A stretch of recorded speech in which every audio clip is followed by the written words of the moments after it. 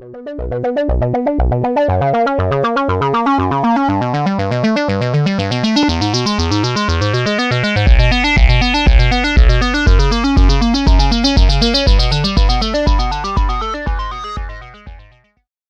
un peu rentrer dans la matière, on peut commencer avec ta thèse, du coup. Exactement. Et l'expliquer sous 3 niveaux différents. Le premier niveau étant le niveau un peu basique, donc si tu l'expliquais à un enfant de 7-8 ans. Le deuxième étant un niveau un peu normal, on va dire quelqu'un qui a eu son bac. Et après, le troisième niveau, c'est le niveau, on va dire, expert. Donc, si tu as envie d'aller un peu plus loin dans les détails, vas-y. Ok, ça marche. Tu peux te lancer. Alors on peut essayer déjà pour les plus jeunes.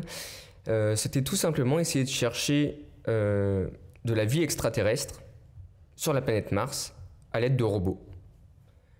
Donc voilà, c'était une question d'exploration.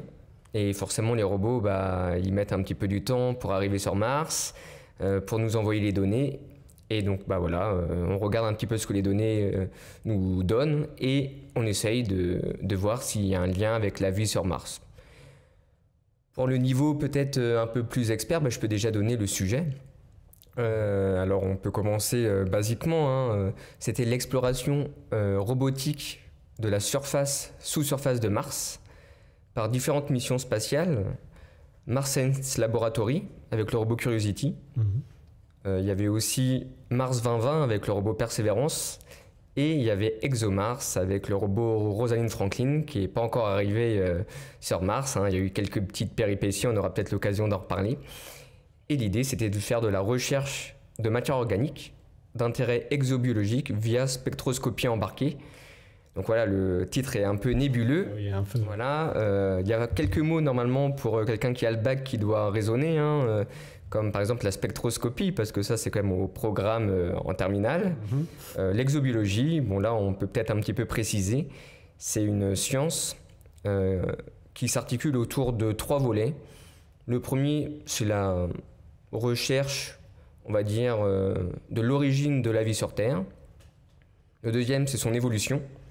Et le troisième, c'est sa détectabilité ailleurs dans l'univers. D'accord. Et moi, forcément, j'étais un petit peu plus sur cette partie. Voilà, le troisième volet. D'accord, donc exploration robotique de Mars par les missions, je lis le titre, par les missions MSL, ExoMars et Mars 2020, recherche de matière organique d'intérêt exobiologique via spectroscopie embarquée. Donc j'avais une petite question qui est un peu sur le niveau normal, c'est quoi là, une sous-surface Alors oui, on fait la différence entre vraiment la surface, donc quand on va poser le robot, il va vraiment atterrir à la surface, mais forcément avec nos différents instruments, on va pouvoir analyser la surface, mais aussi les quelques premiers centimètres, voire quelques millimètres, parfois suivant les instruments qu'on utilise. Donc là, on ne parle pas vraiment de surface, mais plutôt de sous-surface, et ça a des applications, parce que forcément, plus on va en profondeur, plus on va pouvoir accéder à de la roche fraîche et on va pouvoir s'extraire des conditions, on va dire, assez horribles qui sont à la surface de Mars.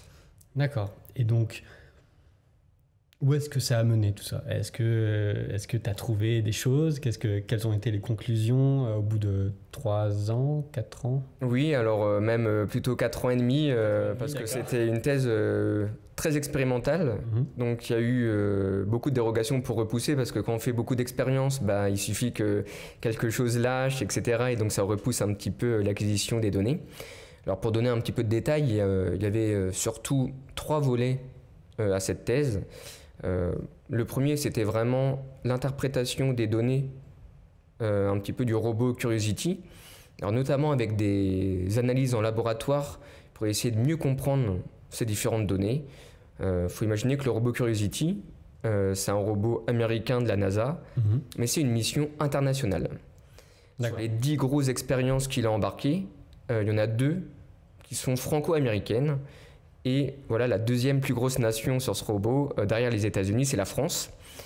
Et pour comprendre un peu ce que je faisais, il faut comprendre un petit peu ces 2 gros instruments. Le premier, c'est ChemCam. ChemCam, ça va faire un petit peu science-fiction comme ça, mais avec cet instrument, on est capable de tirer au laser sur les roches à distance. jusqu'à environ 10 mètres de distance. Et en fait, l'interaction entre le laser et la roche, ça va générer ce qu'on appelle un plasma. Et ce plasma, quand il va se désexciter, il va émettre de la lumière. Et le robot a un petit télescope qui va pouvoir capter cette lumière et ça va nous donner la composition atomique de la roche à distance. Et en fonction de la teneur des différents atomes, on va pouvoir remonter à la minéralogie et donc aux différents types de roches. Donc ça, c'était vraiment un instrument utilisé en routine sur Mars, notamment par les géologues. Et ça permettait ensuite de pouvoir guider le robot vers les échantillons qui étaient les plus intéressants. Et cet instrument, il a été en partie développé à Toulouse, à l'IRAP, à l'Institut de recherche en astrophysique et en planétologie. Et de l'autre côté, on a un instrument qui s'appelle SAM, Sample Analysis at Mars. C'est un gros instrument de chimie analytique qui est à l'intérieur du robot. D'accord. En fait, ce robot, il a un bras articulé et on va pouvoir creuser à l'intérieur du sol martien, environ 6 cm de profondeur, prendre un échantillon, le mettre dans le corps du rover. Il va d'abord passer dans un four pour faire ce qu'on appelle une pyrolyse, pour transformer l'échantillon solide en gaz. Et ensuite, ce gaz, il va rentrer vraiment dans la partie française, qui a été en partie développée en région parisienne. C'est ce qu'on appelle un chromatographe en phase gazeuse, et ça va permettre de séparer les différentes molécules, pour qu'ensuite, la partie américaine, un spectromètre de masse, va venir peser, identifier les molécules très précisément. Et un des gros résultats de cet instrument, c'est en 2015, donc 3 ans après l'arrivée du robot Curiosity sur Mars, la découverte des premières molécules organiques à la surface de Mars. D'accord. Donc, pourquoi c'est une grande découverte? Parce que tout simplement, le robot était envoyé dans le cratère Gale, donc une petite région où il y avait une grande montagne, le mont Sharp. Et dans cette région, on sait que ça a été habitable dans le passé, il y a environ 3,7 milliards d'années. Il y avait 3 ingrédients très importants, de l'énergie, de l'eau à l'état liquide et des molécules organiques. Ces 3 ingrédients étaient réunis au même endroit, au même moment, et à peu près à l'époque où la vie serait apparue sur Terre. Donc finalement, pourquoi pas sur Mars? Donc ça, c'est une grande découverte de cette mission spatiale. Moi, de mon côté, ce que je faisais, c'était surtout de faire des analyses avec la réplique de l'instrument ChemCam, donc à Toulouse, et je tirais au laser sur des échantillons que je façonnais, notamment de la matière minérale, des argiles et de la matière organique, susceptibles d'être présentes sur la planète Mars, notamment avec toutes les molécules organiques qui sont apportées par les différentes météorites. Et donc je tirais au laser pour voir si on arrivait à déterminer une limite de détection de la matière organique avec cet instrument. D'accord. Donc tu essayais de permettre d'avoir plus de données sur les capacités des outils, des instruments qui étaient envoyés sur Mars, du coup. Oui, voilà, en fait, il faut se dire qu'il y avait vraiment donc 2 gros instruments. Un qu'on utilisait en routine, ChemCam, qui donnait des informations sommaires, mais plutôt pour la minéralogie. Et de l'autre côté, l'instrument SAM, très précis concernant la matière organique. Mais forcément, il y a un petit peu une dichotomie. D'un côté, on a ChemCam, et il y a très récemment, on a fait le 1 000e tir laser. Donc on a vraiment un jeu de données immense, mais plutôt sommaire. Et de l'autre côté, on a plutôt 42 échantillons, donc très peu d'échantillons en 12 ans, mais bien plus précis. Et donc moi, l'idée, c'était plutôt de répondre aux objectifs de l'instrument SAM, donc la recherche de matière organique, mais en utilisant l'instrument des géologues. Donc mon but, c'était de faire un petit peu le lien entre les géologues de Toulouse et les chimistes de Paris. D'accord. Et donc, du coup, déjà, j'essaye quand même un peu de process que tu viens de me dire à l'instant, mais tu viens de dire que du coup, qu'on a trouvé de la vie sur Mars. Alors, on n'a pas trouvé de la vie. J'ai dit que ça avait été habitable dans le passé, mais j'ai pas dit que ça avait été habité. Voilà, il y a vraiment une nuance. On a juste trouvé les ingrédients qui, nous, sur Terre, nous semblent indispensables pour l'émergence du vivant. D'accord. Est-ce que c'est suffisant? Ça, c'est une autre question et on n'a pas encore la réponse. Donc, on n'a bien pas encore trouvé de la vie sur Mars. Donc voilà, ça, c'était vraiment le premier volet de ma thèse. Et le deuxième, c'était de faire des expériences au laboratoire à Créteil avec un appareil qui s'appelle MOMI. Alors, pourquoi MOMI? Tout simplement, Parce qu'en fait, c'est une grosse boîte à gants. Voilà. Et à l'intérieur, en fait, on avait différents instruments qui simulaient l'environnement martien. Donc notamment un thermocryostat voilà, qui permet d'avoir une température vraiment très très faible, parce que sur Mars il fait très froid, environ moins 55 degrés Celsius. D'accord. Et aussi... Ça évolue au niveau... Alors oui, Mars elle est aussi inclinée comme la Terre, donc il y a des saisons, donc il peut faire plus ou moins chaud. On frôle parfois les 20 degrés Celsius, et parfois on peut aller jusqu'à moins 153 degrés Celsius. Donc voilà, il fait plutôt froid sur Mars, c'est logique, elle est un peu plus lointaine que la Terre, on reçoit moins d'énergie que du Soleil, donc voilà, il fait un peu plus froid sur Mars. Donc là, on recrée la température moyenne martienne dans ce dispositif et aussi la pression. Parce que la pression atmosphérique est très faible, environ 1000 fois plus faible que sur Terre. Hein, c'est une pression de 6 millibars. Et l'idée, c'était de mettre nos échantillons, donc minérales et de matière organique, et de voir si la matière organique réussissait à être stable dans les conditions martiennes et surtout par l'irradiation des rayons UV du Soleil. Donc voilà, on avait une lampe UV qui reproduisait un petit peu le spectre du Soleil. Et voilà, on dégradait notre matière organique et l'idée c'était de voir en fonction des combinaisons matière organique, phase minérale seule ou phase organique seule, et ben en fait la durée de stabilité de ces molécules organiques. Parce que si on cherche sur Mars une molécule organique très précise, mais qu'en fait elle est très instable, bah forcément elle ne va pas durer très longtemps à la surface de Mars, donc ça ne sert à rien de la chercher. Donc l'idée, c'était vraiment de voir les molécules organiques qui étaient les plus robustes. D'accord. Donc voilà, on a fait différents tests, et on les a fait dans ce dispositif au laboratoire. Et le troisième volet, c'était aussi de refaire des duplicata de ces échantillons, et on les a envoyés sur la Station spatiale internationale, parce que forcément, on peut avoir un spectre solaire qui est bien plus précis parce qu'on est directement irradié par le Soleil. Mais par contre, on n'a pas la température et la pression martienne. Mais ça permet voilà, d'avoir des données complémentaires et d'essayer d'avoir des données qui sont un petit peu plus précises sur la photostabilité de ces échantillons. D'accord. Et donc du coup, vous avez testé plein de molécules organiques différentes. Et est-ce que au final vous en avez trouvé qui pouvaient garder une forme de stabilité sous un environnement martien, ou alors juste elles se dégradaient toutes Alors elles ont toutes des durées voilà, d'existence qui sont un petit peu différentes, mais ça se dégrade quand même assez vite parce qu'il faut dire que les données à la surface de Mars, les conditions sont vraiment voilà, très très hostiles.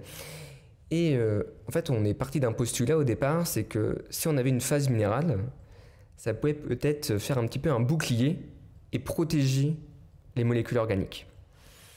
Et forcément, bah, on a choisi les argiles parce qu'on sait que les argiles sont des minéraux qui sont présents à certains endroits sur Mars. Et en plus, ils sont très intéressants parce que ce sont des minéraux hydratés. Donc si on trouve des argiles sur Mars, c'est qu'il y a eu de l'interaction avec de l'eau liquide pendant très très longtemps pour qu'ils puissent se former. Donc on s'est dit, si le vivant il s'est développé, c'était peut-être à proximité des argiles. En plus, les argiles, ils ont une structure interne en feuillet où on peut stocker un petit peu plein de choses à l'intérieur. Donc pourquoi pas peut-être des biosignatures, voilà, des molécules organiques, ce genre de choses. Et donc, au fur et à mesure, on a essayé de regarder quel type d'argile on trouvait sur Mars. Et il y en a un, c'est de la nontronite. Et la nontronite, voilà, c'est un argile ferromagnésien. Et donc on a utilisé ce type d'argile en reproduisant en laboratoire. Et on s'est rendu compte que finalement, quand il interagissait avec les molécules organiques, eh ben, c'était pas vraiment un bouclier, mais c'était plutôt un catalyseur de la dégradation de la matière organique. Donc encore pire que ce qu'on avait imaginé. Et alors ça, c'est qu'un exemple, parce que ça, c'est les minéraux voilà, qui nous semblent intéressants à aller regarder sur Mars, mais en fait, on s'est rendu compte qu'il y avait aussi d'autres minéraux très présents. On appelle ça des perchlorates.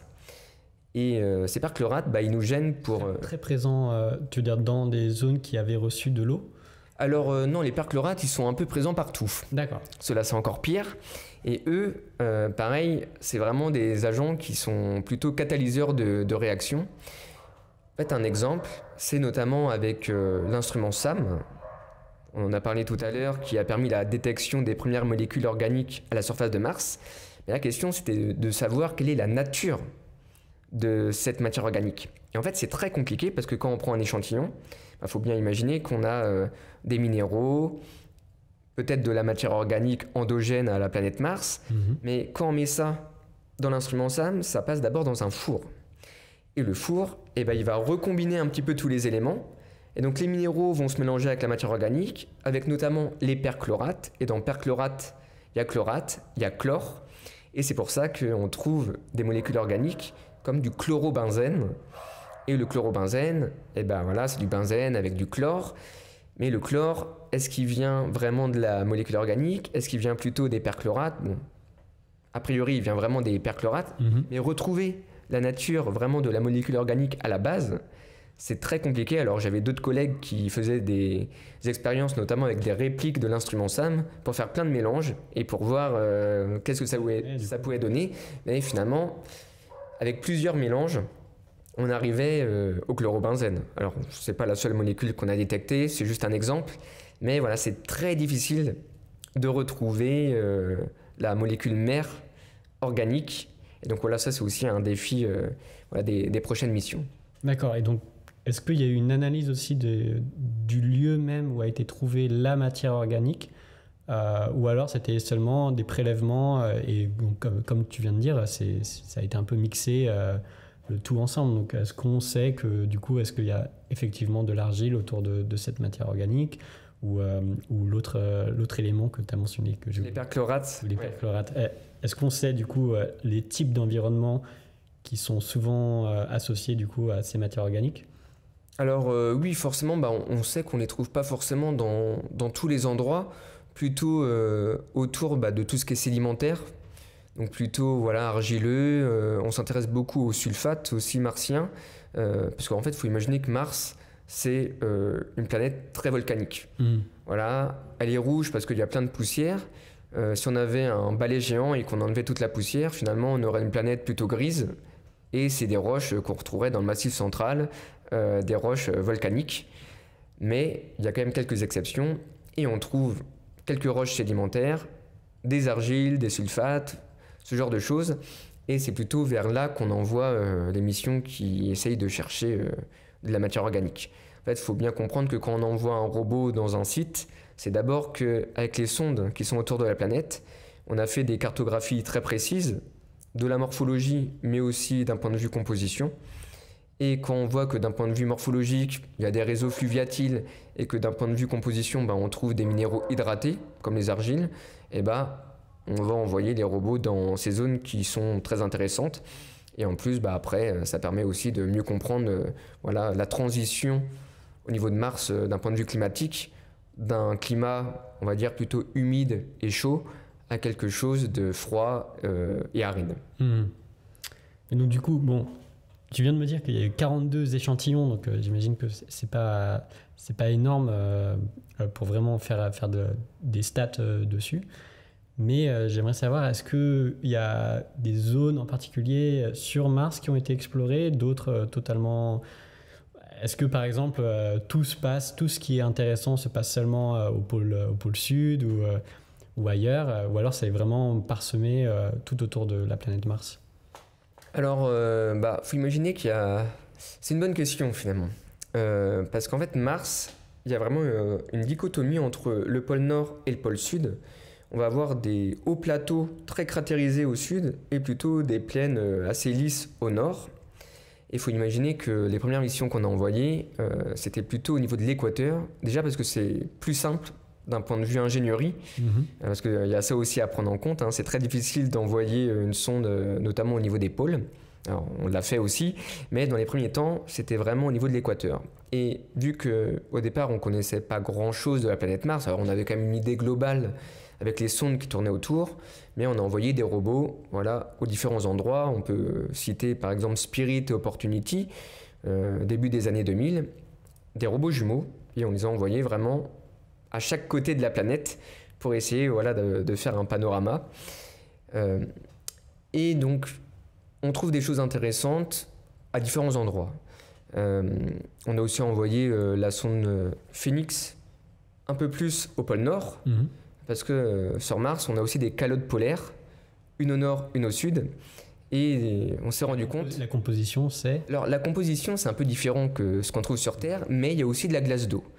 Mais pas seulement, il y a de la glace d'eau, mais aussi de la glace de CO2, un peu comme de la neige carbonique. D'accord. Et en fonction des saisons, eh ben, on va avoir une accumulation de ces glaces, à peu près, on va dire 3 mètres d'altitude. Mhm. Et il faut imaginer que la calotte au pôle Nord est quand même un petit peu plus grande que celle au pôle Sud. En fait, sur Mars, ce qui se passe, c'est qu'on a aussi un cycle de l'eau, mais on passe jamais, à l'heure actuelle, par l'eau liquide. C'est vraiment, on a de la glace d'eau, et dès qu'il fait chaud, on a de la vapeur d'eau. D'accord. Voilà, ça va se sublimer directement, et on va passer voilà, d'un état solide à un état gazeux, et vice-versa. D'accord. Donc du coup, si je comprends bien, il y a des sondes qui ont été un peu envoyées un peu partout. C'est bien ça. Et du coup, celui sur lequel tu as travaillé, ou plutôt ceux sur lesquels tu as travaillé, ils étaient placés à quel endroit sur... Alors, moi, j'ai du coup beaucoup plus travaillé sur le robot Curiosity, Mhm. et il est arrivé en 2012 dans le cratère Gale, donc plutôt proche de l'équateur. Et pourquoi on l'a envoyé dans ce cratère? Tout simplement parce que dans ce cratère, il y a une petite montagne. Alors, petite montagne, c'est relatif, hein, parce qu'elle fait quand même 5 km d'altitude. D'accord. Mais bon, il y en a des bien plus grandes, hein, le mont Olympe, c'est le plus grand volcan du système solaire, il fait 23 km d'altitude. Ah ouais. Donc voilà, il y a quand même des monts vraiment gigantesques. Et le mont Sharp, dans le cratère Gale, faut imaginer que c'est comme un livre d'histoire. Parce que c'est une montagne, c'est un empilement de strates sédimentaires. En fait, D'accord. le cratère Gale, c'était certainement un ancien lac. Donc, il y a plusieurs sédiments qui se sont déposés. Et donc, finalement, en remontant et finalement en étant à la base de cette montagne, c'est comme si on avait accès au premier temps de l'histoire martienne. Et l'idée, c'est que le robot grimpe un petit peu cette montagne et finalement comprenne un petit peu toute l'histoire de la planète Mars. Parce que forcément, quand on a un empilement de strates, plus on va aller vers la base, plus on va avoir les temps anciens, et plus on va arriver au sommet, plus on va avoir l'histoire récente. Et un des enjeux aussi de ce robot, c'est de mieux comprendre la transition climatique de Mars.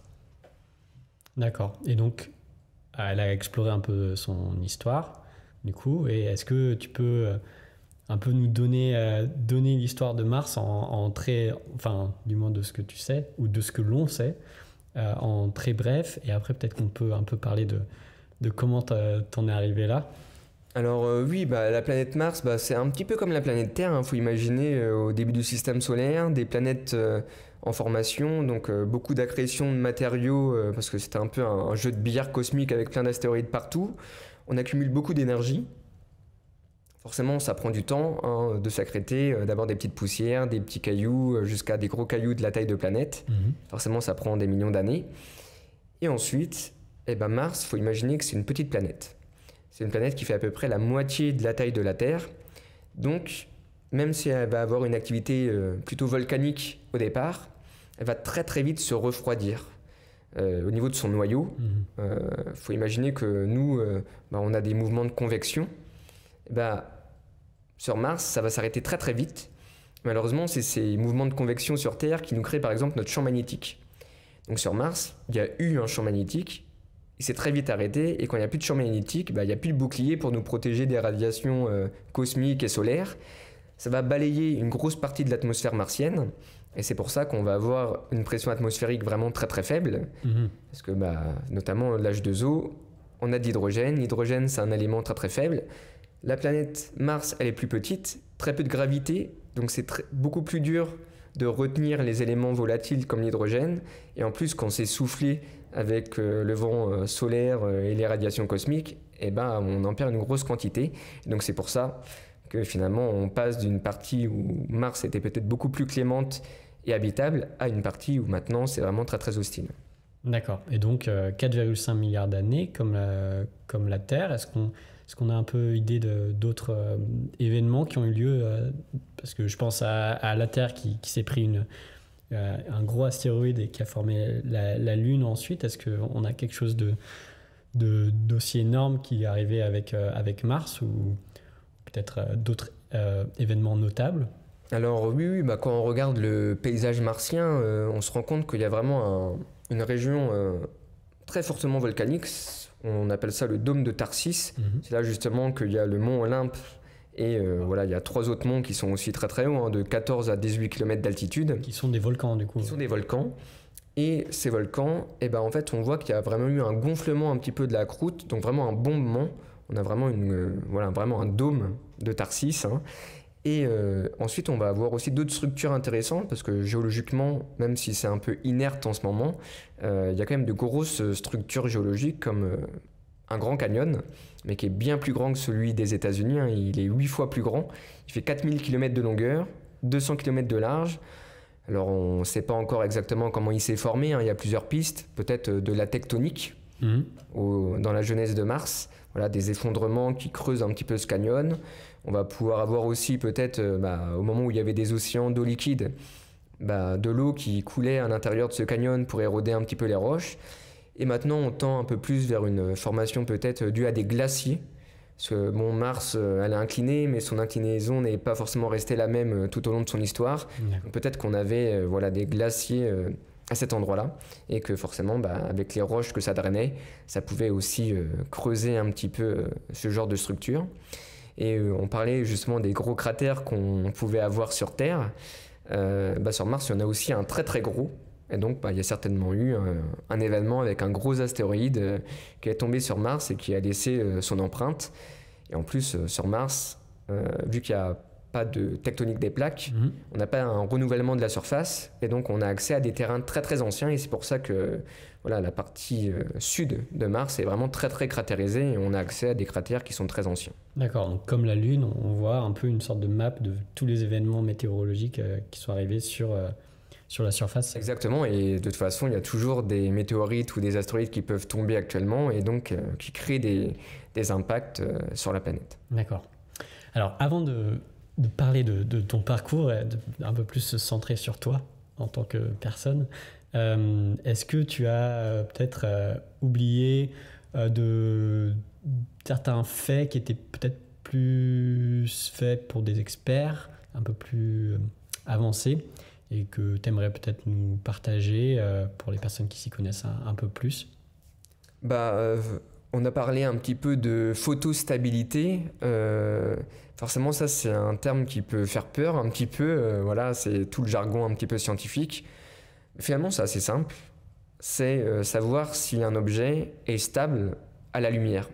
La photostabilité, c'est exactement ça. Et après, on peut rentrer vraiment dans les détails. C'est vraiment ce qu'on appelle un peu de l'astrochimie. Il faut imaginer que les photons, ils sont très très énergétiques. Et quand on va avoir des molécules, quand il y a beaucoup d'énergie, on va casser des liaisons. Et donc, on va pouvoir dégrader des molécules avec des petits groupements. Et puis après, il y a tout un cycle où, suivant les petits groupements qu'on va avoir, soit ils vont pouvoir se recombiner, soit, suivant comment ils sont bombardés, ils vont se casser en des parties encore plus petites, etc. Donc voilà, ça c'est peut-être un terme qu'il fallait un petit peu plus expliciter. D'accord, donc ça c'est la partie où tu maltraitais des molécules organiques. Exactement, mais bon, elles sont maltraitées naturellement aussi. Mais d'accord, très bien. Donc du coup, ça c'était plus pour ta thèse, mais évidemment tu es une personne beaucoup plus complexe que juste ta thèse. Donc j'aimerais te poser la question de comment t'en es arrivé là, parce que là ça fait, je pense, peut-être 20 minutes dont on parle de Mars et de comment tu as aidé un peu mieux tu as aidé à analyser un peu mieux la surface martienne. Mais du coup, d'où vient cette envie d'explorer Mars, cette passion pour l'espace? Alors elle vient de loin parce que je suis passionné par l'astronomie depuis vraiment tout petit. J'étais du style à avoir des classeurs où je collais des belles images, je prenais les ciels et l'espace et j'adorais regarder les pages compliquées, je comprenais rien, mais c'était ultra intéressant de voir ça. Puis en plus, faut avouer que l'astronomie, ça fournit quand même de très belles images. Donc rien que pour le côté, on va dire artistique, c'est quand même très sympa. Et après, j'ai eu l'occasion assez vite de faire des petits exposés. Je me rappelle qu'en 6e, j'avais fait un exposé sur le système solaire, donc j'aimais déjà bien un petit peu les planètes.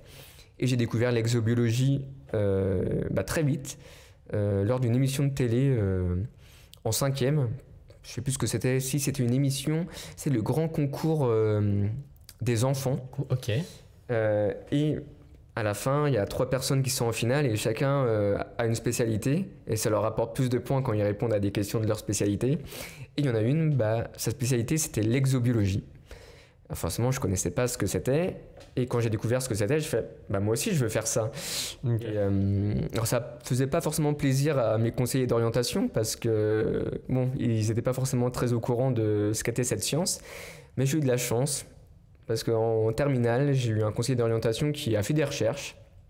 Et moi, j'ai passé mon bac à Angers, un bac spécialité SVT. Mm-hmm. Et il m'a dit, à l'université de Nantes, il y a un master en planétologie. Donc ça peut peut-être t'intéresser. Je fais carrément. Du coup, j'ai eu l'occasion de faire les portes ouvertes avec mes parents. Et quand j'y suis arrivé, j'ai fait, je veux m'inscrire à ce master-là, faut que je m'inscris où ? Et il m'a dit, faut s'inscrire là en licence. Je fais, ok, je m'inscris là et voilà. Donc, je me suis inscrit en licence donc à Nantes, à l'université de Nantes, en sciences de la vie, de la terre, de l'univers et de l'environnement, où je me suis spécialisé très très vite en géosciences. Donc voilà, je suis plutôt géologue à la base.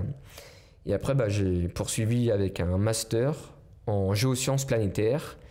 Et après, c'est surtout par mes stages que je me suis spécialisé, on va dire, au cas martien. Donc j'ai fait mes stages au laboratoire de planétologie et de géodynamique de Nantes. Alors il s'appelait comme ça à mon époque. Maintenant, c'est le laboratoire de planétologie et de géosciences. Et il y a une antenne à Nantes et une autre à Angers. Et donc j'ai eu l'occasion déjà de faire un premier stage en L3.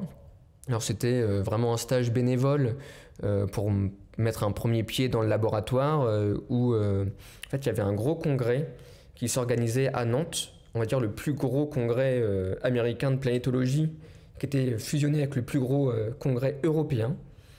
Et on a été sollicité par mon maître de stage pour faire en fait des posters jalons qui confrontait la vision de Jules Verne et de Camille Flammarion de l'astronomie et des différents astres et ce qu'on connaissait actuellement. Il faut que tu nous expliques un peu tout ça. Donc ça, c'était assez intéressant. Et en plus, on a créé un petit robot que l'université utilise toujours pour la fête de la science, un petit robot en Lego motorisé pour expliquer un petit peu ce que faisaient, on va dire, les vrais robots sur Mars. Alors c'était juste un petit robot qui était capable de se déplacer tout seul, détecter les obstacles sur un simili-terrain martien. Et en fait, quand il trouvait la bonne roche, il y avait une petite lumière qui s'allumait et il était tout content d'avoir trouvé une roche un petit peu différente de ce qu'on trouvait habituellement sur Mars. Et donc voilà, on faisait le parallèle avec ce que Curiosity faisait. Voilà, plein d'analyses. On trouve des roches, ensuite on voit qu'il y a peut-être des choses un peu plus intéressantes et on va guider le robot vers ces échantillons pour faire des analyses plus précises. D'accord. Donc tu étais déjà dans une démarche un peu d'essayer d'intéresser les gens à cet univers-là à travers des... Exactement. Des petits robots, c'est vrai que la recherche, j'adore ça, mais je vois pas l'intérêt de faire de la recherche si on garde le savoir que pour nous. Donc j'ai toujours été animé par essayer de partager un petit peu les connaissances au plus grand nombre, que ce soit pour des scolaires dans un format peut-être un peu plus classique avec vraiment l'enseignement, ou alors plus de la médiation, de la communication scientifique. Donc voilà, très très vite j'ai participé à plein de petits événements pour partager aussi ce qu'on faisait au laboratoire. Donc ça c'était vraiment mon premier stage en L3, et en parallèle de ma licence, je mettais déjà aussi un pied dans le monde muséal parce que j'ai travaillé pendant 3 ans au musée d'histoire naturelle de Nantes. Alors au début comme adjoint du patrimoine où l'idée c'était un peu de dire courez pas, les toilettes ils sont par là, etc. Et en fait c'était dommage parce que finalement on avait plein de connaissances notamment en géologie, donc dans la galerie de minéralogie, et on les exploitait pas. Donc moi à un moment j'ai été voir le conservateur du musée, je lui ai dit c'est quand même dommage qu'on puisse pas faire un peu plus que ça. Et il m'a dit t'as qu'à créer ta visite commentée. Et du coup j'ai créé Tête à tête avec les roches, où en fait on parlait des différents types de roches, les métamorphiques, les sédimentaires, les magmatiques avec les volcaniques et les plutoniques. Et voilà, on essayait de faire une visite un peu sur les records des roches, la plus légère qu'on avait dans nos collections, la plus lourde, la plus ancienne, celle qui va le plus vite, bon, voilà, ce genre de choses. Et bah, du coup, ça a bien plu. Du coup, bah, après, j'ai continué par faire une autre visite, vraiment la visite guidée de la galerie de minéralogie. Et ensuite, on a eu une nouvelle table, une nouvelle exposition qui racontait en fait l'histoire géologique nantaise. Et donc voilà, j'ai fait une troisième visite un petit peu là-dessus. Donc voilà, j'ai commencé un peu à mettre mon pied dans vraiment la médiation scientifique et dans un premier temps en géologie. D'accord, et tu as senti que du coup c'est ça qui t'animait vraiment, plus que les travaux en laboratoire qui du coup consistaient en quoi un peu de... Alors bah, je sais pas forcément si ça m'animait plus, mais je pense que j'aime bien l'équilibre entre l'enseignement, la médiation et la recherche. Parce que pareil, hein, depuis pas mal d'années maintenant, je donne des cours particuliers en sciences, donc ça me permet de rester alerte sur tous les programmes scolaires, que ce soit en maths, en physique-chimie, en SVT, et même pour les universitaires dans des domaines un petit peu plus spécialisés. En plus, j'ai eu l'occasion, on n'en a pas parlé, mais pendant la thèse, de faire un monitorat, donc de donner des cours à l'université, notamment on va dire en chimie, géochimie et astrochimie, pour les licences et les masters. Et pour le côté un petit peu plutôt recherche, on va dire que c'est vraiment en master que j'ai vraiment fait des stages en laboratoire pour la recherche scientifique, parce que là, celui de L3, c'était vraiment un peu plus pour de la valorisation et mettre un pied dans le monde du laboratoire. Et donc en M1, bah, j'ai fait le stage dans le même laboratoire. Et là, c'était sur l'analyse justement de ce cratère Gale où le robot Curiosity devait atterrir, mais vu depuis les sondes en orbite autour de Mars. Alors forcément, ça avait déjà été un petit peu fait, hein, parce qu'on savait déjà qu'on allait l'envoyer là-bas. L'idée, c'était de faire en fait des cartes bien plus résolues, et donc d'essayer de faire une composition bien plus précise et de cibler les argiles. Et ce qui a été novateur un peu dans ce stage, c'est en fait d'avoir fusionné les cartes de morphologie et de composition en une seule carte, pour avoir finalement les deux informations en une seule fois. Et avec des modèles numériques de terrain, de faire en fait des survols de cette zone en 3 dimensions, avec les deux informations, la morphologie, la composition. Et en plus, j'ai eu la chance de pouvoir le présenter pendant mon jury avec des lunettes 3D. Donc du coup, on pouvait faire le survol en 3 dimensions avec des lunettes à 3D actives. Et donc forcément, c'était un petit peu sympa parce que c'était un peu plus percutant que forcément juste envoyer des slides comme ça. Ouais, ça donnait un peu de la matière à faire rêver, mais du coup pas que, aussi à instruire. Oui, parce qu'en fait, il faut imaginer que quand on est géologue, il y a plusieurs types de géologues, hein. Il y a les géologues qui sont sur le terrain et il y a des géologues qui sont derrière leur écran. Et quand on est derrière notre écran, il faut faire toujours une gymnastique d'esprit, de passer de la 2D à la 3D, et c'est pas toujours évident. C'est vrai que maintenant on a la technologie de pouvoir faire l'inverse, et de faire en sorte de pouvoir nous immerger dans de la 3 dimensions sur des objets qu'on ne peut pas encore visiter. Et forcément, ça réveille un peu nos réflexes de géologue terrestre. Et ça peut permettre peut-être d'avancer un petit peu plus vite. D'accord. Donc du coup, tu as fait tes masters, après tu as fait la thèse donc, du coup, qu'on parlait, si je comprends bien. Oui, alors du coup là, ça c'était le stage de M1. Il y en a eu un autre en M2, parce que j'ai eu la chance que pendant les vacances entre mon M1 et mon M2, le robot Curiosity atterrisse en un seul morceau sur Mars. Et donc mon stage de M2, c'était justement de pouvoir comparer ce qu'on voyait depuis l'orbite, est-ce que le robot commençait à voir avec ses propres yeux, ses propres caméras. Une continuité du coup sur... Donc c'était une continuité, et donc forcément, une fois qu'il est arrivé sur Mars, ça a mûri dans ma tête de me dire, c'est peut-être l'occasion de pouvoir poursuivre en thèse. Et avant de poursuivre en thèse, j'ai juste fait une petite escale au niveau de l'observatoire de la Côte d'Azur pour un stage un peu vacances à l'observatoire, hein. C'était génial, j'étais logé là-bas, plutôt sur les astéroïdes, mais voilà, on restait sur la planétologie. Et puis après, j'ai migré en région parisienne pour la thèse, parce qu'on savait qu'à Nantes, l'année juste avant mon Master 2, il y avait eu beaucoup de bourses de thèse de dispensées pour finalement un petit labo.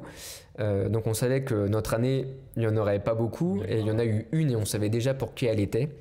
Et donc du coup, voilà, moi j'avais quelques contacts et le sujet de thèse, moi j'ai eu la chance de pas juste postuler à un sujet de thèse, mais de le coécrire avec mon directeur de thèse. Et ensuite, on a proposé ce sujet à la région Île-de-France pour avoir une bourse. Et sur les 64 dossiers qui étaient, on va dire, nominés, il y en avait 4 qui devaient être lauréats et nous, on a été le premier. Donc on a eu la bourse et on a pu continuer cette aventure et faire justement ces travaux de recherche et cette première expérience finalement professionnelle dans le monde de la recherche. D'accord. Et donc du coup, ça a duré 4 ans et demi. Exactement. Et ce qui t'a ensuite, après, t'es devenu docteur. Alors oui, bah après, ça s'est orienté un petit peu différemment. Voilà, j'ai fait d'autres choses, des formations, notamment en gestion d'entreprise, dans d'autres domaines. Et après, bah, très très vite quand même, ça me manquait.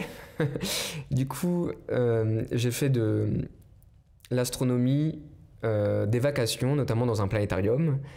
Et ça, c'était juste quelques jours par mois. Et donc, bah, maintenant, c'est l'aventure dans laquelle je suis, on va dire, à l'heure actuelle, où je travaille vraiment à temps plein pour de la médiation scientifique et culturelle. D'accord. Et donc, on dit que tu es planétariste. Exactement. D'accord. Je suis d'une formation de planétologue. Maintenant, je suis planétariste. Et donc, planétariste, ça consiste à piloter et animer un planétarium. Et donc, moi, j'anime celui du Musée de l'air et de l'espace au Bourget. D'accord. Et donc, du coup, ça consiste à faire des différentes présentations qui tournent sur le même sujet. Tu essaies d'un peu d'expliquer les planètes, le système solaire ou peut-être les galaxies à des publics différents, j'imagine. Donc, c'est un peu comme le... J'ai vu que tu étais très bon à l'exercice qu'on a fait au début.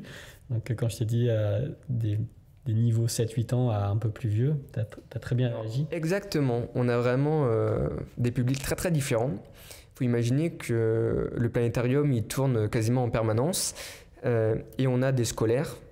Et les scolaires, ça va vraiment des primaires, collège, lycée, et forcément, plus on va vers le lycée, plus on a des séances vraiment dédiées qui collent avec le programme scolaire. On va avoir par exemple au cœur de la matière, où on va aller vraiment regarder ce qui se passe à l'intérieur des étoiles. On va avoir des choses un peu plus sur la spectroscopie, le spectre électromagnétique, les différentes ondes, donc ce qu'on voit dans le visible, mais ce qu'on voit aussi dans les rayons X, les rayons infrarouges, ultraviolets, etc. Et forcément, pour les plus jeunes, on ne va pas aller dans ce détail-là. En fait, il y a une séance qui marche très très bien, qui est Voyage dans le système solaire, où on donne les premières planètes, qu'est-ce qu'on trouve, des astéroïdes, des comètes, etc. Il y en a une un peu plus sur la mythologie et les constellations du ciel étoilé. Et après, il y en a d'autres plutôt sur le ciel profond aussi, tout ce qui est nébuleuse, tous ces objets qu'on ne voit pas forcément à l'œil nu, mais quand on est équipé d'instruments optiques, qu'on peut aller observer. Donc on a une programmation pour les scolaires et une programmation plutôt pour le tout public, un public qui est quand même plutôt familial. D'accord. Et la spécificité de notre planétarium, c'est qu'on est un des derniers à être encore un planétarium optomécanique. Alors, qu'est-ce que ça veut dire, ça ? Qu'est-ce que ça veut dire ? Ça veut dire que c'est vraiment un mécanisme d'ampoule qui génère le ciel étoilé sur le dôme. Et donc nous, on fait vraiment du live. Donc on pilote le ciel et on travaille toujours avec le ciel du soir même pour la partie description du ciel. Et après, il y a les différentes thématiques. On a des vidéoprojecteurs pour montrer différentes images, différentes vidéos, notamment des planètes, des sondes spatiales, ou des galaxies comme tu le mentionnais. D'accord, parce que du coup, ça, c'est une technique, ta technique de projection que tu utilises, c'est une technique qui est ancienne. Exactement. En ce moment, on fête le centenaire des planétariums à projection. C'est une technologie qui vient d'Allemagne et le premier, il a été construit en 1923 et la première séance publique a été donnée en 1925. Donc là, Voilà, on est en 2024, on fête ce centenaire.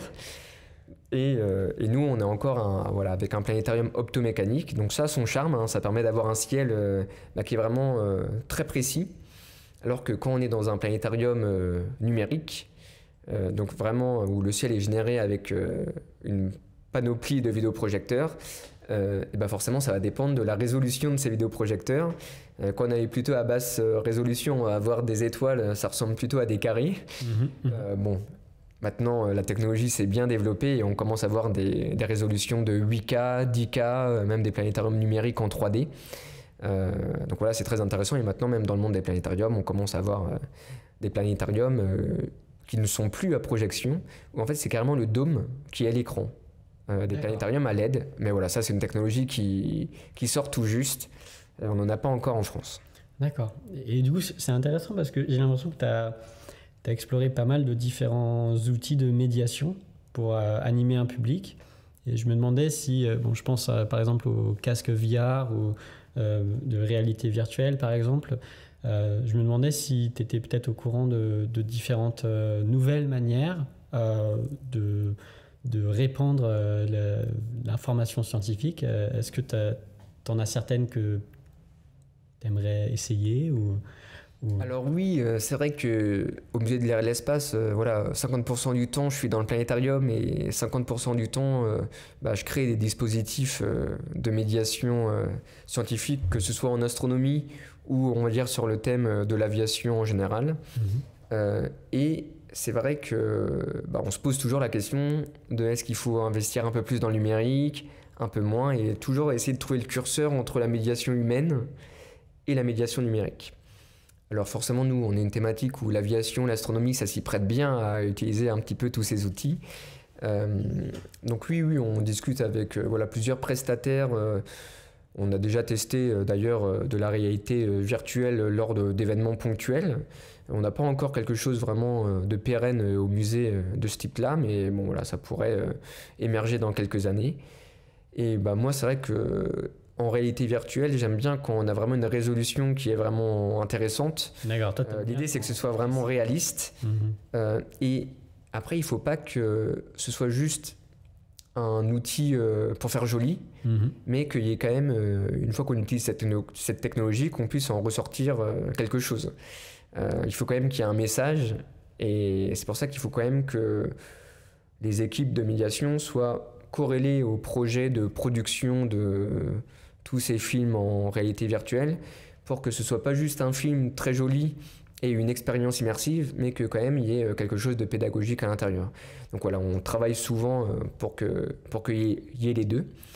Et là en ce moment, je développe justement un projet de visite guidée de Mars. D'accord. Parce qu'on a une salle streaming au musée. Donc ça, ce sera plutôt à destination des scolaires, mais voilà, c'est en cours. Mais on l'a justement testé en version plutôt atelier pour la fête de la science ce dimanche. D'accord. J'ai des questions qui sont un peu plus générales sur la médiation scientifique, parce que je me dis que de ton parcours, tu m'as l'air d'être assez expert sur le sujet. Je me demandais, en première question peut-être, qu'est-ce que tu penses de la science participative ? Parce que je sais que c'est assez présent dans ton sujet.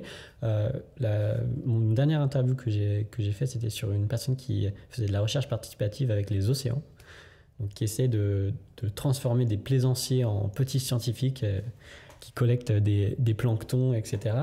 Et donc du coup, je me demandais, toi, dans ton approche, est-ce que tu privilégies d'impliquer les personnes à qui tu essaies d'enseigner quelque chose, ou alors c'est quelque chose de plus magistral? Comment tu joues avec ces deux manières d'enseigner?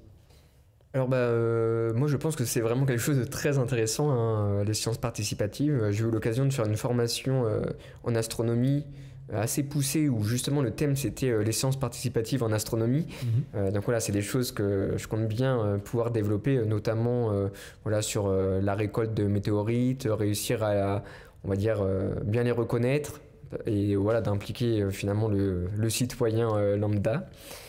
Et je pense que c'est très intéressant d'un point de vue médiation qu'il n'y ait pas quelque chose qui soit vraiment descendant avec un sachant et on va dire des ignorants et hop, buvez le savoir.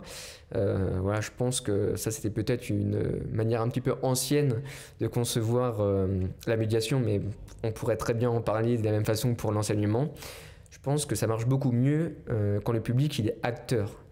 Et ça, forcément, les sciences participatives, voilà, c'est une réponse pour que ce soit pas seulement un spectateur, mais un acteur, on va dire, des lieux qu'il visite. D'accord. Et donc, ça c'est pour la science participative.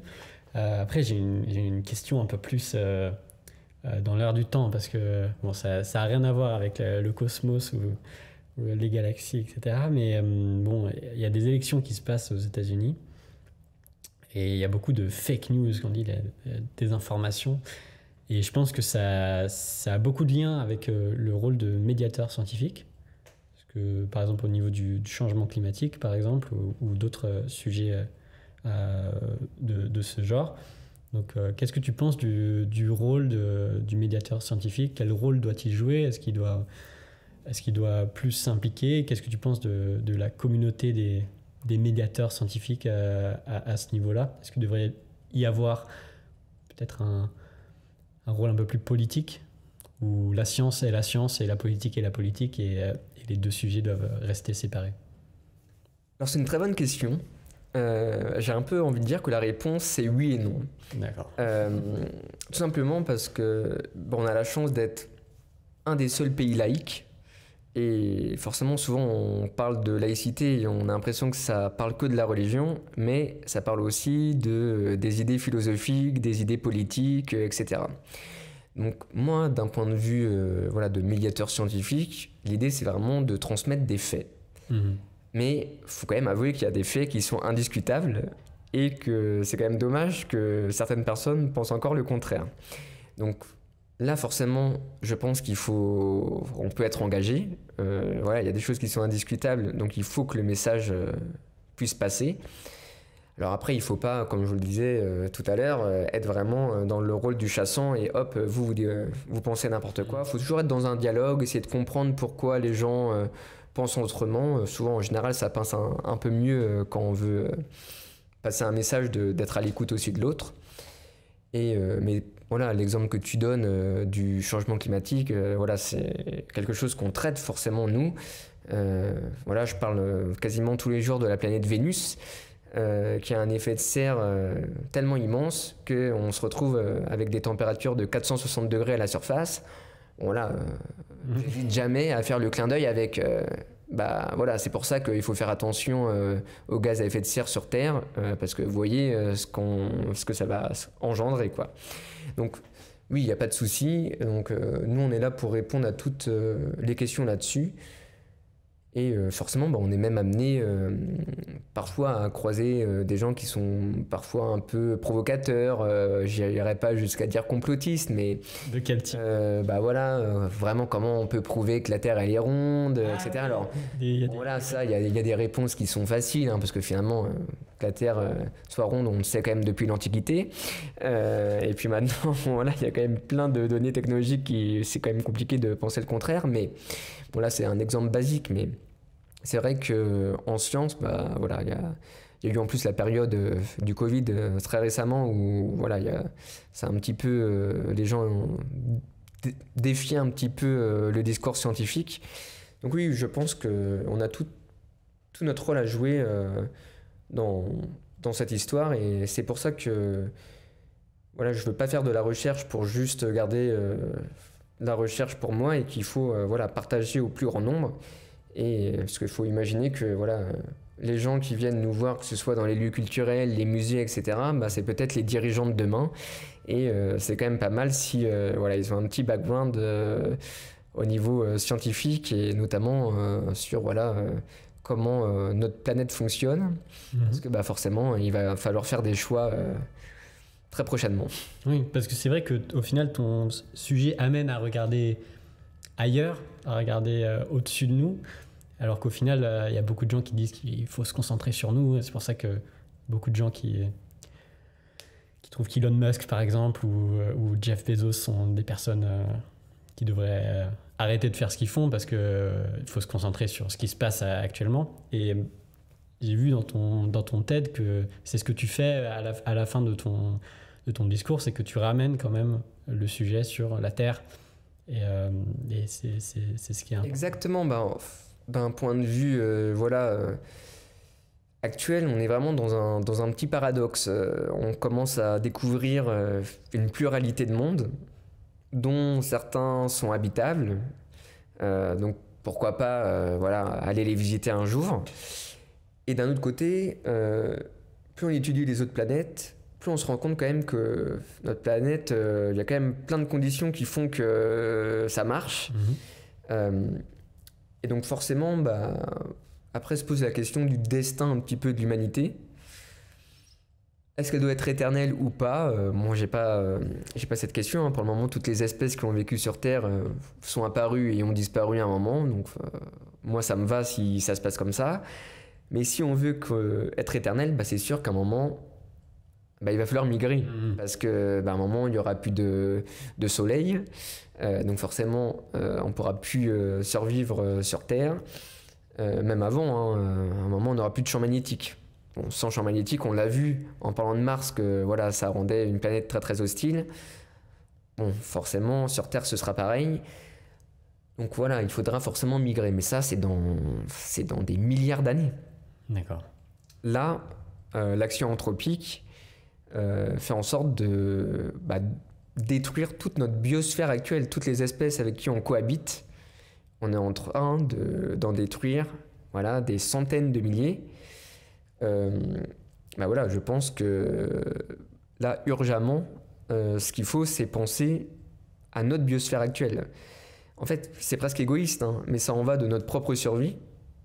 Et bon, si on pouvait ne pas être égoïste, mais penser aussi à toutes les espèces avec qui on partage cette planète, ce serait quand même pas mal de réagir maintenant, parce que avec notre technologie, etc., c'est sûr, on peut se protéger de plein de choses. Mais c'est pas mal de ne pas laisser les autres espèces sur le carreau. Mais bon, malgré tout ça, je sais que tu es fan de science-fiction, du moins c'est ce que j'ai compris de par tes hobbies. Est-ce que tu t'amènes quand même à avoir des exercices de pensée où tu t'imagines le futur de l'humanité, où tu te demandes peut-être ce qu'on sera dans des milliers d'années, peut-être des millions d'années? Est-ce que tu as peut-être une théorie sur le sujet? Je pense qu'il y a deux versions. Il y a soit on rétropédale un petit peu et on arrête peut-être la course à la croissance infinie et on fait peut-être de la croissance raisonnée où on continue à être un homo sapiens peut-être raisonnable, ou peut-être justement on mise tout sur notre technologie. On devient peut-être un homo technologicus, je ne sais pas trop comment on peut l'appeler. Et c'est sûr qu'on commence à faire des prouesses. On va de plus en plus loin, de plus en plus vite. On comprend de plus en plus notre environnement, l'univers. On arrive maintenant à explorer vraiment notre système solaire. On commence à détecter, à imager précisément des exoplanètes. Donc, peut-être qu'un jour, on aura des moteurs bien plus rapides pour aller explorer ces planètes. On commence même à vouloir recréer des étoiles pour réussir à recréer et faire de la fusion nucléaire. Donc là, forcément, si un jour on accède à cette technologie, d'un point de vue énergétique, ce serait une solution merveilleuse parce que ce serait une énergie inépuisable. Donc c'est comme tout, il y a de l'espoir et en même temps, je pense qu'il faut faire un petit peu attention. Donc oui, on se pose forcément ces questions-là. Et en même temps, en tant qu'astronome, on prend du recul. Et quand on a cette vision globale de l'univers, en fait, on se rend compte que la Terre, c'est un tout petit point isolé dans le cosmos. Et je pense qu'on peut relativiser un petit peu les problèmes du quotidien. Donc c'est... En science-fiction, on peut imaginer un petit peu tout ça. Et d'ailleurs, la science-fiction nourrit la science nourrit la science-fiction. Mais oui, je pense qu'il y aura des choix à faire. Et oui, là, on rejoint forcément ce que tu disais tout à l'heure, les actions politiques. Et moi, je pense que déjà à notre échelle, en tant que citoyen, on peut agir. Et après, il ne faut pas hésiter à s'engager à plus haute échelle si besoin est. D'accord. Et voilà, c'est une question un peu plus personnelle, mais au niveau de tes rêves, de ce que tu imaginais quand tu étais peut-être enfant, est-ce que tu as vraiment fait la paix avec le fait que tu iras potentiellement jamais sur Alpha du Centaure ou d'autres endroits à travers la galaxie, qu'il y ait de fortes chances qu'au final ce soit la Terre et rien que ça au final? Alors oui, finalement, moi j'ai peut-être une sensibilité un petit peu différente par le fait que je suis pas juste astrophysicien, ou en étant astrophysicien, forcément on regarde vraiment le cosmos et on se dit waouh, il y a tellement d'endroits à explorer, ce serait quand même pas mal d'y aller. J'ai aussi la chance d'être géologue et quand même de voir aussi toutes les merveilles que regorge notre planète. Donc oui, je pense que j'ai fait la paix en me disant que j'irai peut-être pas explorer l'univers tout entier. J'espère que je verrai quand même de mon vivant peut-être le premier pas sur Mars. Alors pas du tout dans l'optique de devoir envoyer des colonies et qu'un jour on aille habiter là-bas, parce que bon, on est quand même une population qui fait pour le moment que croître, et Mars c'est quand même 2 fois plus petit que la Terre, donc c'est un petit peu dommage de penser ça. Mais d'un point de vue scientifique, c'est sûr que si on peut réussir à faire notamment une base soit sur Mars, soit même déjà sur la Lune, ça permettrait de pouvoir installer un gros télescope et plus être gêné par notre atmosphère. Donc voilà, ça j'espère qu'on aura l'occasion de le faire. Mais voilà, c'est peut-être des rêves un peu plus modérés que voilà, d'aller vraiment croiser un petit peu les différentes planètes et vraiment les explorer de pied ferme. Alors, est-ce que j'ai d'autres questions sur la médiation scientifique?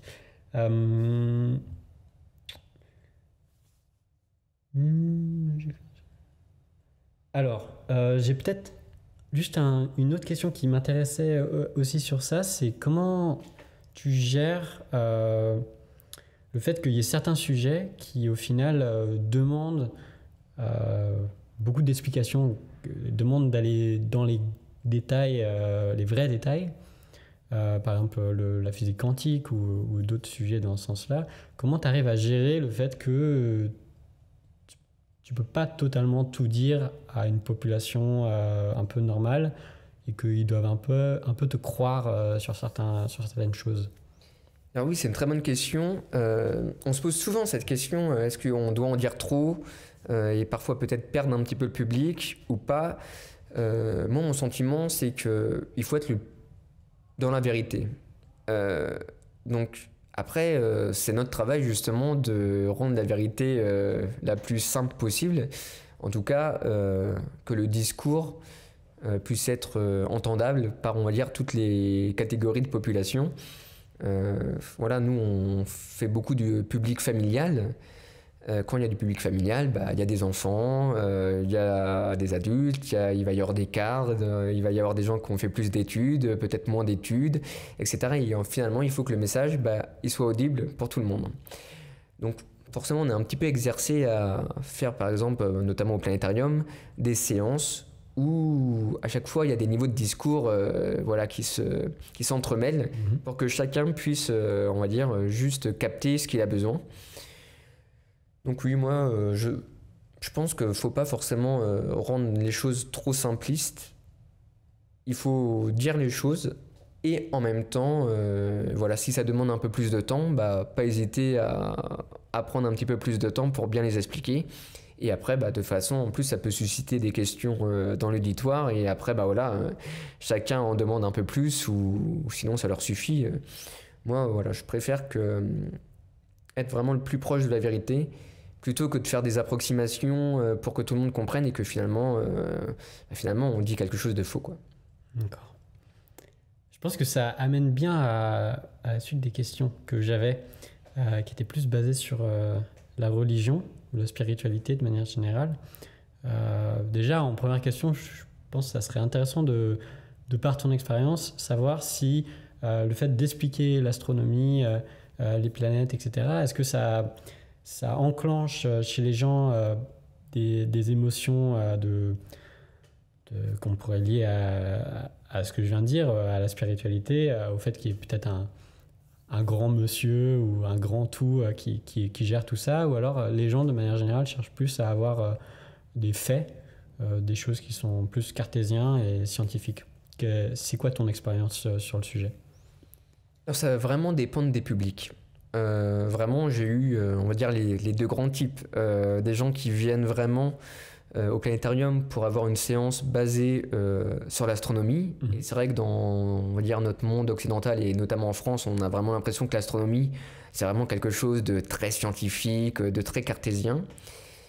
Et parfois, bah, dans le public, je vais avoir des gens qui sont, voilà, croyants, peu importe les religions, et dont certains vont prendre, on va dire, les textes sacrés plutôt à la lettre.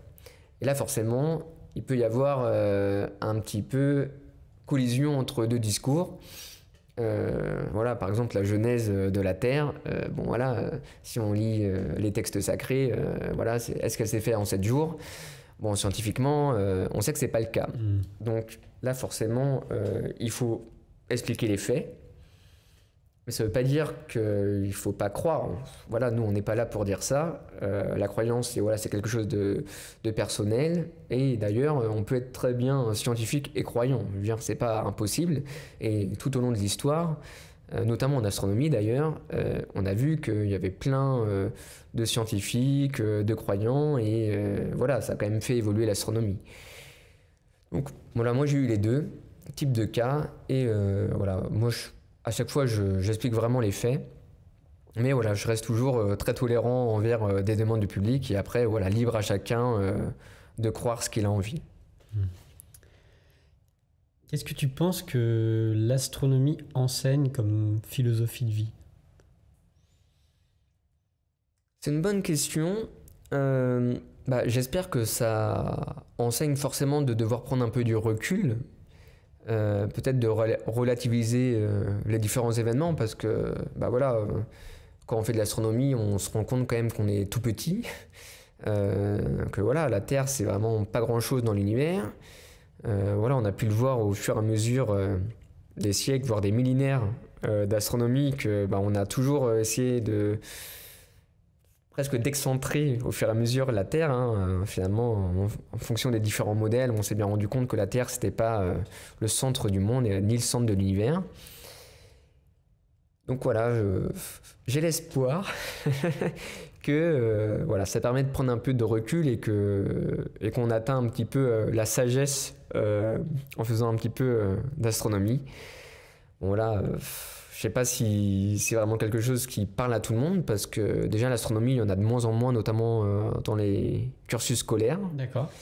Donc voilà, je ne suis pas sûr que l'astronomie, ce soit quelque chose qui parle vraiment à tout le monde, même si avec les méthodes de communication actuelles, maintenant, il y a beaucoup d'astronomie sur les réseaux sociaux, etc. Donc, voilà, on est toujours un petit peu bombardé des images. Voilà, le télescope, le James Webb, on a les images quasiment en direct. Pareil pour les robots martiens, etc. Donc ça marche pour toutes les missions spatiales. Donc je pense qu'il y a toujours moyen d'avoir l'information assez vite. Mais voilà, est-ce que tout le monde s'y intéresse? Pas sûr, mais je pense que voilà, tout le monde y gagnerait de comprendre un petit peu plus l'environnement dans lequel on est. Et finalement, c'est ce qu'apporte l'astronomie. Donc tu as parlé de l'héliocentrisme, du géocentrisme et du fait que ça nous aidait un peu à relativiser notre importance à travers le monde, enfin du moins dans notre vie qu'on passe sur Terre. Est-ce que tu penses, ou alors est-ce que tu imagines un événement qui aurait un impact aussi symbolique que le fait de savoir qu'on est juste une planète à travers la galaxie? Oui, je pense que justement, par l'exobiologie, il y a deux façons de voir. Soit on arrive par exemple à recréer de la vie en laboratoire. Dans ce cas, ça voudrait dire qu'on est l'égal des dieux. Donc forcément, ce serait une révolution. Ou même si on la trouvait ailleurs, dans un autre environnement habitable. Alors voilà, je dis pas qu'on trouverait des petits hommes verts ou des humanoïdes, hein, une vie par exemple bactérienne, quelque chose de très très simple. Ça voudrait dire que peut-être le vivant, à chaque fois que les conditions sont réunies pour que ça puisse se développer, se développe. Et vu que là on sait qu'on est dans une immensité de mondes, peut-être que le vivant, lui aussi, est quasiment universel. Et donc forcément ce sera une révolution scientifique, une révolution philosophique, parce que justement notre place dans le monde, même voilà, d'un point de vue organisme vivant, je pense que ça s'élargirait d'un coup.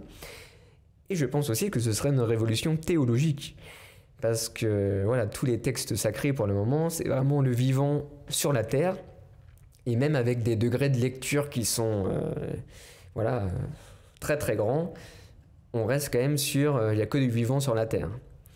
Donc là, si on arrivait à le trouver ailleurs ou alors à le recréer en laboratoire, bon voilà, je pense que ça donnerait matière à penser. D'accord. Et est-ce que tu adhères aux théories que peut-être des aliens nous ont déjà visités ou des choses comme ça? Est-ce que c'est un sujet que tu as déjà touché ou regardé? Alors oui, c'est un sujet forcément qui nous intéresse un peu. J'ai eu l'occasion d'en discuter justement avec quelqu'un pour la journée mondiale des ovnis. D'accord. Donc faire un peu ce qu'on appelle de l'ufologie. Oui, je sais plus exactement quand c'est, hein, mais ça existe. En France, du coup? Alors oui, ça devait être en France, mais ça devait être peut-être quelque chose de, voilà, une date un peu mondiale. Et forcément, on posait un petit peu cette question, notamment des ovnis. Parce que ça, c'est quelque chose qui intéresse, qui interpelle beaucoup de gens. Et notamment aux États-Unis, il y a eu des déclarations très récemment, comme quoi il y avait des ovnis. Il devait y en avoir encore 2 ou 3 dans la base de données où on ne savait pas trop expliquer ce que c'était. D'ailleurs, moi, j'aimerais pas parler d'ovnis, je préférais parler d'OVPAY, d'objets volants pas encore identifiés. Et en vrai, c'est ce qui se passe pour le moment. À chaque fois qu'il y a des phénomènes un petit peu inexplicables, au fur et à mesure, on arrive à les élucider. Voilà, je pense que les 2 ou 3 là, qui doivent rester au Panthéon là, aux États-Unis, voilà, c'est juste voilà, des choses qu'on n'arrive pas encore à élucider et c'est tout. Après, voilà, c'est pas forcément impossible qu'il y ait peut-être une civilisation ailleurs. Je pense que si vraiment elle voulait nous visiter, on aurait quand même des nouvelles. D'accord. Donc tu es plutôt de ce côté-là et... Plutôt. D'accord. Je pense que on peut passer plus sur le sujet de tes hobbies, parce que je trouve qu'ils sont très intéressants, parce qu'on sort des Jeux Olympiques. Exactement. Et j'ai cru lire que tu étais maître Jedi. Alors oui, ça c'est un petit peu pour la blague. Je fais aussi des sports plus traditionnels, hein, mais c'est vrai que j'ai développé 2 clubs de combat sportif au sabre laser. D'accord. D'ailleurs, nous, c'est pas du tout de la chorégraphie, c'est vraiment un art martial mixte avec armes. Alors pourquoi mixte? Parce que tout simplement, il va s'inspirer de plein d'arts martiaux traditionnels, du kendo, de l'aïkido, de l'escrime médiévale, de la canne de combat, du sabre japonais et chinois. Finalement, ce que George Lucas a fait pour Star Wars, de s'inspirer de ces arts martiaux pour créer ses chorégraphies au sabre laser, nous on refait l'inverse, mais on le fait en vrai sport. Donc l'idée c'est que quand on vient dans les clubs que j'ai fondés, on fait du sport. Voilà, on a un échauffement physique, on va avoir du renforcement musculaire, on va apprendre les gestes techniques du sabre, voilà, on va répéter différents mouvements, on va essayer de corriger les différentes postures, etc. Et après, voilà, on va pouvoir arriver à ajouter, à faire voilà, déjà des premiers passes d'armes. Et après, quand on va faire des combats, on va être vraiment protégé. Donc on va avoir un masque d'escrime, une coquille et des gants, parce que les coups de sabre sur les mains, ça fait mal. Et ensuite, on va pouvoir aussi mettre encore plus de protection si on le souhaite. Après, voilà, nous, dans un des clubs, ce qu'on essaye de faire, c'est de trouver toujours le bon compromis entre être bien protégé et quand même rester assez mobile, parce que l'avantage du combat sportif au sabre laser par rapport à, par exemple, de l'escrime traditionnelle, c'est qu'on n'est pas en ligne droite, on est vraiment en 360. Donc c'est beaucoup plus riche au niveau des déplacements. Et d'ailleurs, je parlais de l'escrime, mais c'est devenu en 2018 le sabre laser la 4e arme officielle de l'escrime en France. C'est incroyable. Derrière l'épée, le fleuret, le sabre, et bien maintenant, il y a le sabre laser. D'accord, donc ça fait partie de la Fédération française D'escrime. d'escrime. D'accord. Et l'histoire du sport, c'est quoi? C'est vieux? Alors, ça remonte à plus d'une dizaine d'années. En fait, il y a Ludosport qui a amené ça un petit peu, notamment en Europe, où là c'était un peu plus chorégraphique, artistique, même si maintenant ils commencent à faire un petit peu du combat, mais c'est un petit peu différent. Parce qu'ils ne sont pas forcément protégés, donc c'est vraiment voilà, de la touche très très mesurée. Et ensuite, il y a eu la Sport Saber League qui est arrivée en 2015 en France, où là, la philosophie, c'était vraiment du combat sportif. Donc moi, j'ai commencé en 2015. Moi, j'aimais beaucoup aussi les arts martiaux traditionnels. Et là, je me suis dit, bah tiens, ça a l'air assez fun. Et finalement, j'y suis allé et voilà, j'ai bien aimé la philosophie que voilà, on n'y allait pas juste pour le côté c'est drôle, on s'amuse avec des bâtons lumineux, on fait du sport. Et donc voilà, c'était à Paris, j'ai fait ça bah, voilà, pendant pas mal d'années, puis bah, forcément j'ai pas mal d'activités. Du coup, au bout d'un moment, c'était compliqué de toujours y aller. En plus, j'ai déménagé et je me suis dit, bah, s'il n'y a pas de club du côté de chez moi, bah, autant le créer.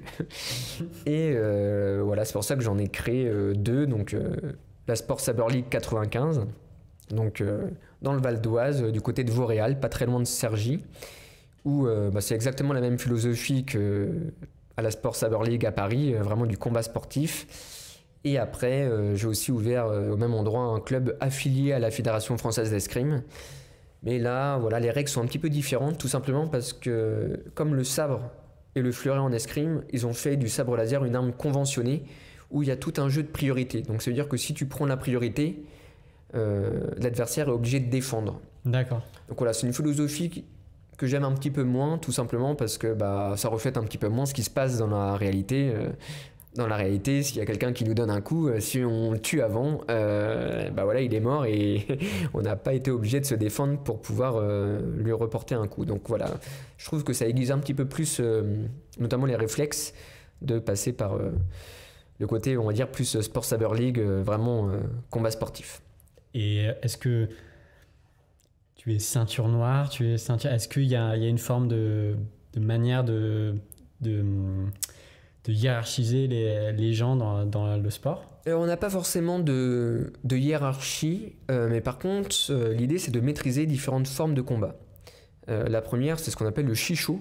C'est une forme de combat forcément à deux mains, parce que plus on utilise le sabre à deux mains, plus on va pouvoir commencer par contrôler l'arme et maîtriser vraiment les coups, parce que bon voilà, ça reste quand même un sport de semi-contact. L'idée c'est pas de tuer l'adversaire, on aimerait bien que les licenciés y restent quand même plusieurs fois. Donc l'idée c'est vraiment de toucher. Voilà, donc il faut être vif, mais il faut contrôler sa force, parce que forcément si il y a des coups trop violents, après en combat arbitré, on met des cartons et ça peut aller jusqu'à l'exclusion du tournoi. Donc il y a cette forme à deux mains. Ensuite, bah, très vite, on va vouloir lâcher une main, maintenir le sabre qu'à une main, tout simplement parce qu'on a plus d'allonge. Et finalement, on offre moins de zones de touche à l'adversaire, mais ce sont quand même des armes qui sont assez lourdes. Donc au bout d'un moment, voilà, si on fait tout à une main, soit il faut vraiment une très très bonne musculature, ce qui n'est pas forcément mon cas. Donc moi, j'aime bien jongler entre ma main droite, ma main gauche, revenir à deux mains, etc. Mais c'est tout à fait possible d'avoir un style de combat voilà, intégralement à une main. Et ensuite, on va avoir, donc ça s'appelle le Makashi. On va avoir ensuite plutôt une forme qui s'appelle l'Ataru, vraiment très très offensive. Où, alors là, c'est très très bien, mais on va pas.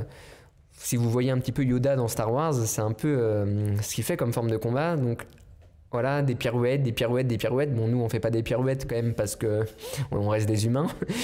Mais voilà, si on est tout le temps dans l'attaque, on va très vite s'essouffler. Donc, à moins d'avoir un très très bon cardio, au bout d'un moment, on a envie d'avoir des pauses un petit peu. Donc voilà, il faut jongler entre des phases qui sont un peu plus offensives, un peu plus défensives, et voilà, etc. Donc on n'a pas vraiment une hiérarchie, mais on peut avoir différents styles de combat, et puis nous, forcément, après, on s'adapte à nos membres.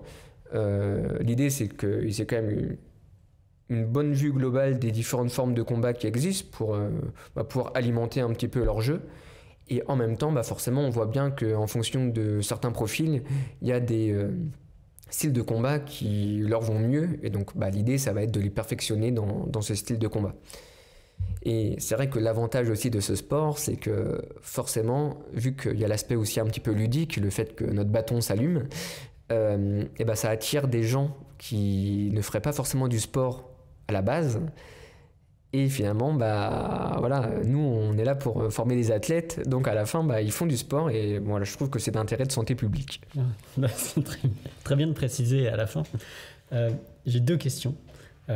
Est-ce que donc du coup tu as, peut-être pas pour celui de la Fédération française d'escrime, celui qui est conventionné, mais est-ce que vous avez du coup des combats qui sont un peu comme dans Star Wars où tu as 2 sabres laser, tu as un sabre laser à double tranchant, donc ça c'est ma première question. Et la deuxième, c'est quoi la couleur de ton sabre laser? Alors, 2 très bonnes questions. Alors pour la première, pour le moment, on n'est qu'à un seul sabre. Tout simplement parce que c'est déjà très difficile d'arbitrer les combats. Il faut imaginer que pour un seul combat, donc c'est un combat qui va s'articuler autour de 3 rounds, d'environ 1 minute 30. Alors en général, on est mort avant parce qu'on a 5 points de vie. Okay. Et quand on se fait toucher à la tête, au tronc ou à la coquille, on perd 2 points. Et si c'est les membres inférieurs ou supérieurs, on perd 1 point. On peut viser. Et on peut faire des combos. Bien sûr, on peut viser la coquille. C'est pour ça qu'on est protégé. Du coup, en général, on arrive vite à 0. Donc en général, ça dure pas souvent 1 minute 30. Mais voilà, il y a 3 rounds comme ça. Et l'idée, c'est de sauvegarder le plus de points de vie. C'est comme ça qu'on remporte un combat. Et au niveau d'arbitrage, on va avoir un arbitre principal qui est vraiment un maître de cérémonie. Et on va avoir un assesseur pour chaque combattant qui va regarder les touches de son combattant sur l'adversaire et qui va compter les points de son combattant. Voilà. Donc après, forcément, il y a des échanges entre l'assesseur, l'arbitre central. Et forcément, il n'y a pas forcément un arrêt du combat à chaque touche. Il peut y avoir des combos. En fait, l'arbitre, il arrête surtout quand les adversaires sont trop proches pour remettre un petit peu à distance ou quand ça devient trop violent, où là, il faut calmer un petit peu le jeu. Donc voilà, c'est assez complexe. Et pour la deuxième question, ma couleur de sabre, alors j'en ai plusieurs et tous nos sabres, en fait, on peut varier la couleur. Donc on peut varier les plaisirs. Mais moi, j'aime bien avoir mon sabre blanc, tout simplement parce que la lumière blanche, c'est la lumière où il y a toutes les couleurs et donc ça rejoint un petit peu le côté spectroscopie et donc du coup c'est pour ça que j'aime bien avoir le sabre blanc. C'est fort. Ok. Est-ce que tu as peut-être des infos sur si on veut tester avec toi ce nouveau sport? Enfin, il a 10 ans mais... Alors oui, faut pas hésiter. On recherche des combattants qui viennent de partout. Il n'y a pas de souci. Et d'ailleurs, je l'ai pas précisé, mais c'est un sport qui est mixte. Donc il n'y a pas de catégorie, donc ça déjà c'est très intéressant. Et en plus c'est intergénérationnel. On a des très jeunes, on a aussi des plus anciens. Et donc voilà, faut pas hésiter à venir se mesurer aux différents combattants. Et voilà, vous pouvez trouver toutes les informations sur sportsaberleague.com et il ne faut pas hésiter à venir faire un cours d'essai, soit à Paris, soit dans le 95 et peut-être dans les autres départements qui bientôt ouvriront aussi, peut-être prochainement. On se verra peut-être au JO 2028 ou peut-être 2032, on verra l'évolution, faut espérer. L'évolution du sport. Alors, j'ai une dernière question, parce qu'on approche de la fin. Mais avant ça, j'aimerais te demander si tu as peut-être des choses à dire, des sujets qu'on n'a pas abordés, peut-être, des points que tu aimerais mentionner, que tu trouves d'une importance capitale ou relative. Alors, je pense qu'on a quand même déjà un petit peu vu les différentes casquettes que je pouvais avoir. Peut-être une qu'on n'a pas trop mentionnée, c'est tout le côté associatif. Alors forcément, on l'a un petit peu mentionné là avec le sabre laser, parce que forcément, il a fallu voilà, monter un petit peu les clubs. Donc voilà, c'est toute une gestion, faire la communication, etc. Mais pour l'astronomie, j'ai eu l'occasion aussi en 2022 de créer ma propre association dans le Val d'Oise à Courdimanche. Okay. Et donc l'idée, c'est aussi de voir qu'on peut faire de l'astronomie pas seulement qu'en tant que professionnel, mais aussi en tant qu'amateur. Et voilà, il y a plein de clubs d'astronomie un petit peu partout en France, donc il ne faut pas hésiter à aller rejoindre ces équipes si on veut se familiariser avec notre ciel. Et donc moi, voilà, j'ai créé donc A2C, donc l'association d'astronomie de Courdimanche, où l'idée, ça va être de démocratiser un petit peu la pratique de l'astronomie, utiliser des instruments optiques, faire de l'observation aussi avec notre instrument qu'on a toujours sur nous, nos yeux. Et je suis aussi membre de l'AFA, qui est l'association française d'astronomie, où je suis formateur première étoile, et l'association justement propose plein de formations. Et cette première étoile, c'est un bon moyen d'entrer dans le monde de l'astronomie, où on vous explique un petit peu ce qu'on peut observer dans le ciel et on vous apprend vraiment à utiliser les instruments optiques, faire la différence entre des jumelles, une lunette astronomique, un télescope. Et il y a de la pratique. Donc après, voilà, on met tout ça en pratique, on observe le ciel quand la météo le permet. Et sinon, si ça ne le permet pas, on reporte et vous avez toujours un moyen de pouvoir pratiquer. Et puis voilà, ça vous permet de pouvoir aussi vous donner des conseils. Parce qu'il y a des gens qui ont un télescope, mais ils ne savent pas forcément l'utiliser, donc il est au placard, donc c'est un petit peu dommage. Donc voilà, il y a tout ce petit processus de formation qui peut être intéressant et il ne faut pas hésiter à se rapprocher soit de mon association, soit de l'Association française d'astronomie. Le ciel d'Île-de-France est comment ? Tu le juges comment ? Alors le ciel d'Île-de-France, forcément, il y a beaucoup de pollution lumineuse, mais il y a quand même des coins en Île-de-France, notamment à Courdimanche, on n'est pas très loin du Vexin, donc on a quand même des conditions qui sont bien plus clémentes qu'au centre de Paris, mais voilà, on peut parler aussi de la vallée de Chevreuse, du côté de Fontainebleau, etc. Donc on peut un petit peu s'éloigner dans la campagne de l'Île-de-France et on peut avoir quand même des ciels qui sont assez sympas. Et alors même à Paris, parce que forcément le siège de l'Association française d'astronomie, c'est le parc Montsouris. Alors, on pourrait se dire, c'est horrible, mais finalement c'est un ciel qui est très pédagogique. Parce que forcément on va voir que les astres qui sont les plus lumineux, et justement avec juste ces seuls astres, il va falloir réussir à se repérer pour aller chercher ce qu'on a envie avec nos instruments optiques. Et en plus, ça peut être une première visualisation du ciel où on va justement voir les constellations qui sont les plus principales, les plus visibles, etc. Donc c'est un bon moyen d'apprendre. D'accord. Bon, vous avez toutes les informations. Si vous voulez contacter Tristan, vous formez en astronomie ou en sabre laser. Donc c'est à vous de voir. On arrive à la fin. Et j'ai une dernière question pour toi. Donc j'espère que tu es prêt. Je suis prêt. C'est la question que je pose à tout le monde qui vient me voir. Il n'y a pas de mauvaise réponse. Donc c'est déjà ça. Donc c'est à toi de décider. Donc je te la lis.